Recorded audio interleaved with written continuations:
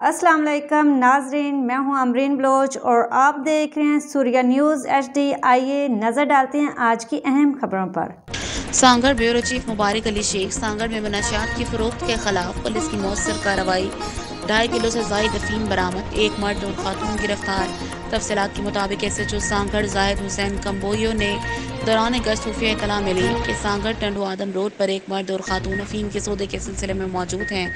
इस इतला मिलते ही मातहत अमले को साथ लेकर मतलूबा जगह पर पहुंचे, जहां पर एक मर्द और खातून हाथों में थैलियां लिए मशकूक हालत में खड़े थे। पुलिस ने मुलजिमान को गिरफ्तार करके मुलजिम जावेद वल्द अब्दुल्ला बरोही 1 किलो 520, जबकि मुलजिमा शहनाज दुख्तर अब्दुल्ला बरोही जोजा मंजूर से 1 किलो 20 ग्राम अफीम बरामद कर ली। मुलजिमान के खिलाफ इंसदाद मनशियात एक्ट के तहत मुकदमा नंबर 174/2023 दर्ज करके मजीद तफ्तीश शुरू कर दी है। दोनों मुलजिमान बंगला रोड टंडू आदम के रिहायशी हैं और मनशियात फरोख्त करने के इरादे से सांगड़ आए थे। आज के लिए इतना ही। मज़ीद देखते रहिए सूर्या न्यूज़ HD।